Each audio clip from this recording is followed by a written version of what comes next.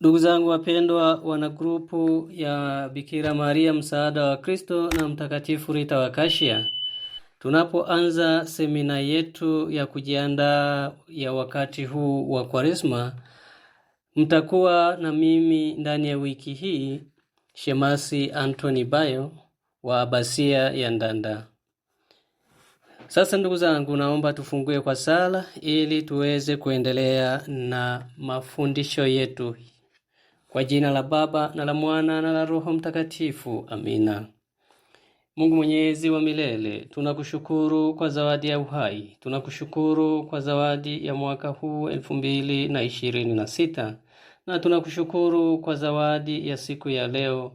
Na tunakuomba Mungu Mwenyezi wa milele, tunapofanya maandalizi katika wakati huu wa Kwaresma wa 2026, utusaidie na utuongoze, utujalie Roho wako Mtakatifu ili tuweze kudumu katika mapendo yako.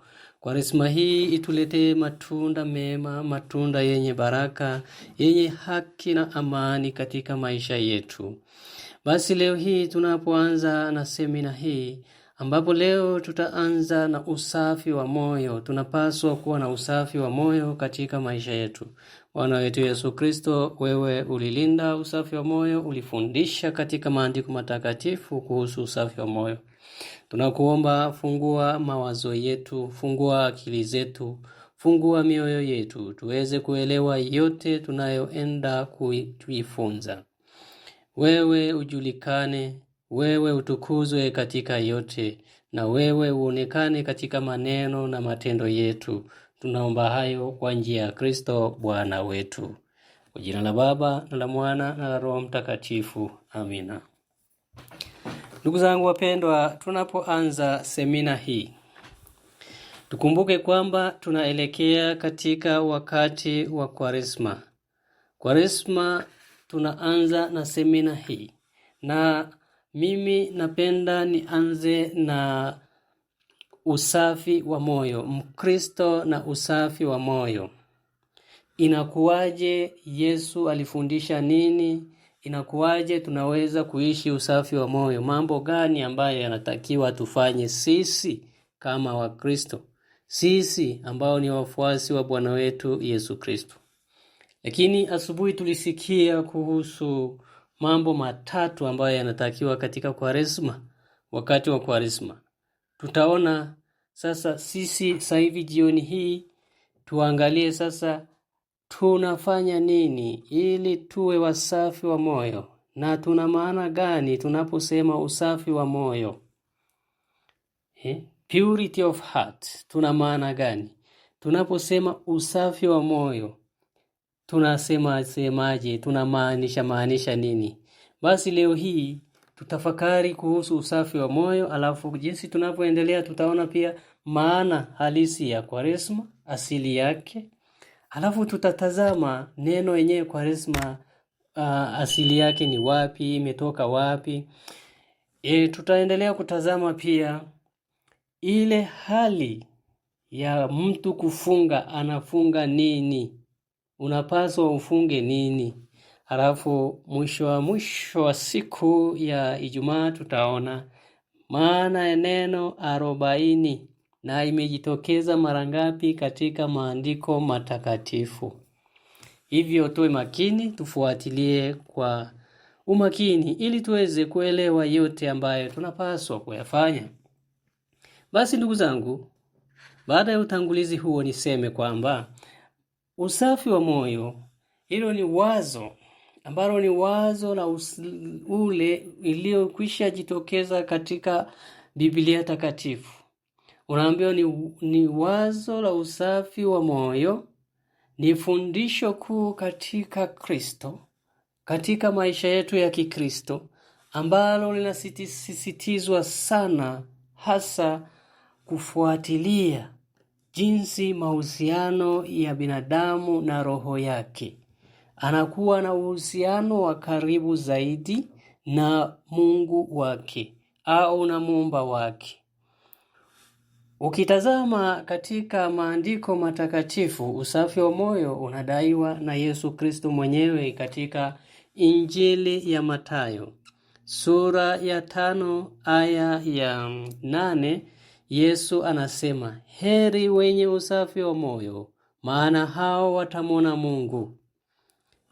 Ndugu zangu, mstari huu unazingatia umuhimu wa kuwa na moyo safi ili kupata uzoefu na uwepo wa Mungu katika maisha yetu sisi wa Kristo. Tukiishi katika usafi wa moyo, tunaishi ndani mwa Mungu. Tukiishi katika hali ya utakatifu, tunashiriki ule utakatifu alionao Bwana wetu Yesu Kristo.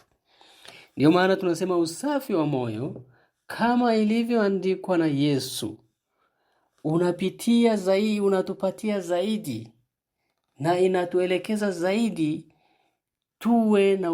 tuwe na matendo mema, tuwe na mwonekano mwema. Yesu hakudai mwonekano wa nje kwetu sisi, alidai mwonekano wa ndani. Kuwa katika maisha yetu tuwe tunaishi usafi wa moyo wa ndani, sio mwonekano wa nje. Yesu hakufundisha sisi tuonekane kwa nje, alifundisha sisi tuonekane kwa ndani, tuwe safi na tumetakasika. Inahusu kuwa na moyo wa usafi, moyo ambayo hauna doa lolote. Yaani kwa moyo wa dhati na wa kweli, usio na hila, moyo usio mdanganyifu, usio na uovu, usio na uchafu. Moyo huo usio na udanganyifu, usio na maisha ya mtafaruku, usio kuwa na maana. Moyo ambao uko wazi mbele za Mwenyezi Mungu, moyo ambao unamtukuza Mungu katika maisha ya kila siku, moyo ambao sisi tunamfungulia Mungu milango ili yeye aingie ndani ya mioyo yetu, ili atutakatifuze na sisi tuwe ndani mwake na yeye awe ndani mwetu. Inahusu kuwa na usafi wa moyo, unazingatia ule uaminifu wa Mungu na mapenzi yake iliyomo ndani ya mioyo yetu. Uaminifu wa Mungu. Tukiwa waaminifu, tunazingatia yale ambayo Mungu alitufundisha. Badala ya kumezwa na tamaa za ulimwengu, tamaa za dunia, vinatutenganisha, vinatufanya sisi rafiki wa ulimwengu. Tamaa hizo zinatutenga sisi na Mungu. Hatukatai watu kutafuta mali, watu kutafuta vitu, watu kutafuta vinavyotakiwa. Lakini tunakataa watu kututumia vizuri vitu wanavyotafuta, wawe wanatumia kwa sifa na utukufu wa Mungu. Yesu hakukataa katika maandiko matakatifu kuwa na mali, hakukataa. Lakini alisema ni muhimu sana kila mtu azingatie kwamba mali isikuongoze uende mpaka unaanza kuwadidimiza wale wasio navyo. Usafi wako wa moyo, yoyote anaweza akawa na usafi wa moyo pale tu anapotumia mali zake, vitu alivyo navyo, vifaa alivyo navyo, elimu alio nayo, mawazo alio nayo kwa kuisaidia jamii anayoishi nayo. Ndugu zangu wapendwa, kuishi kwa usafi wa moyo katika ulimwengu wa leo kunaweza kuwa changamoto. Mara nyingi tunalalamika, hatupati hili, tumekosa lile hatujapata, mara hivi, kila kitu, kila siku mambo ya hovyo.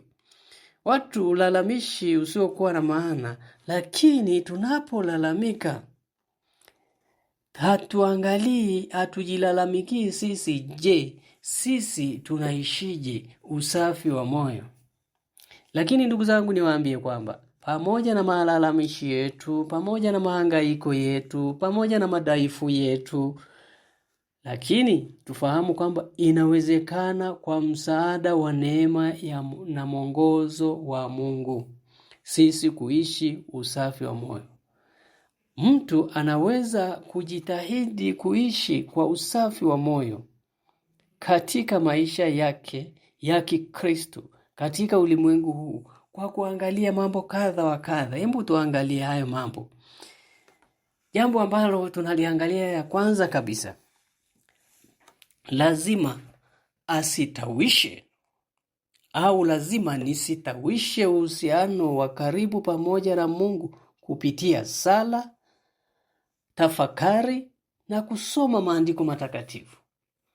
Kama tunashindwa kusoma maandiko matakatifu, kama mtu anashindwa kusali, kama mtu anashindwa kutafakari, hapati muda wa kutafakari katika maisha yake. Maana maisha bila tafakari, bila neno la Mungu, bila sala, sasa inakuwa ngumu sana wewe au mimi kuwa na usafi kamili wa roho au wa moyo. Ndugu zangu, sala, nikizungumzia kuhusu sala, nadhani kwenye semina zangu huko nyuma ninapotoa katekesi, watu mko makini, mnaifahamu kwamba kwa sala niko makini kidogo. Hilo sehemu naomba nirudie kwa neno moja tu, kwamba sala ni chakula. Katika nyumba tuna milango. Katika mlango kuna kitu kinaitwa bwawaba. Unaweka moja, ukiweka hiyo bwawaba moja, mlango huo unaning'inia kama bega lako, kana kwamba umepigwa bega lingine, sasa unalinyanyua juu. Kwa hiyo inakuwa ukiweka bwawaba la pili unaweza kufunga mlango vizuri. Kwa hiyo sala ni mkeka wa maisha ya Mkristo. Tufahamu hilo. Kwa hiyo katika sala tunatunza usafi wa moyo. Katika sala tunapingana na yale madhaifu yanayotujia, tunayakataa mbali na tunamkaribisha Kristo kwetu. Tafakari, ndugu zangu. Mara nyingi hata katika tunasali, watu tunatafakari zetu nje na ile ambayo tulionayo. Kama mtu anasali, anatafakari nyingine. Haweki akili yake kwenye ile sala anayosali, au atafakari ile neno la Mungu aliyosoma kama amesoma kwenye Biblia. Kumbe ilitakiwa mtu angekaa chini na kuitafakari neno la Mungu kwa mawazo yake, kwa maneno yake na kwa matendo yake, na hatimaye kuishi katika neno hilo, na neno hilo itamtia nguvu, itamuimarisha na itamfikisha kwa Kristo mwenyewe. Tujizoeshe kusamehe. Hilo ni jambo la pili. Sisi tukitaka kutunza usafi wa moyo wakati huu wa Kwaresma na wakati wowote katika maisha yetu, tujizoeshe kusamehe na kuachana na kinyongo na chuki kwa wengine. Ndugu zangu wapendwa, haya ndio mambo ambayo yanatakiwa. Tutayaona tena wakati tunasema tunatakiwa tufunge nini. Tutaelezana tufunge nini na tusifunge nini. Kwa hiyo sasa hili jambo la pili nasema tujizoeshe kusamehe, kuachana na kinyongo, kuachana na chuki na magomvi, kuachana na mengine mengi ambayo yanaendana na hayo ambayo nayasema. Ndugu zangu wapendwa, sisi tukitafakari katika kusamehe maana halisi ya Ukristo. Unajua tunatafakari maisha haya kila siku, tunasema maana ya kwanza kabisa ya neno Mkristo au maana ya Kristo, Kristo Yesu. Maana ya Kristo. Alafu unaleta maana ya Ukristo. Maana ya Kristo ni kuja kutusamehe sisi katika madhaifu yetu. Maana ya Ukristo ni kusameheana. Elewa hapo. Ukristo maana yake ni kusamehe, ni kusahau yote uliotendewa. Hebu tujifunze leo hii na tuanze leo hii, tuachane na kinyongo, chuki, madharau, kiburi, tuanze kusamehe hata wale ambao hawajaomba msamaha, tuwasamehe. Sio lazima watuombe msamaha, lakini tusamehe kama Kristo alivyotusamehe. Tukiwasamehe sisi tutapata thawabu kubwa mbele za Mwenyezi Mungu. Tukishindwa kuwasamehe sisi tutamkosea Mungu na hatutasamehewa. Sala ya Baba Yetu tukumbuke, tutafakari ile sehemu ya mwisho, utusamehe kama tunavyowasamehe wengine. Kama hutaki kumsamehe mwingine usisali hiyo sala. Hakuna maana yote ya Mkristo kusali ile sala kama yeye mwenyewe au kama mimi mwenyewe siwezi kusamehe. Sasa ndugu zangu wapendwa, tuendelee kutafakari na ninaendelea kufundisha na ninaendelea kuatia moyo. Tuendelee kwa sehemu inayofuata.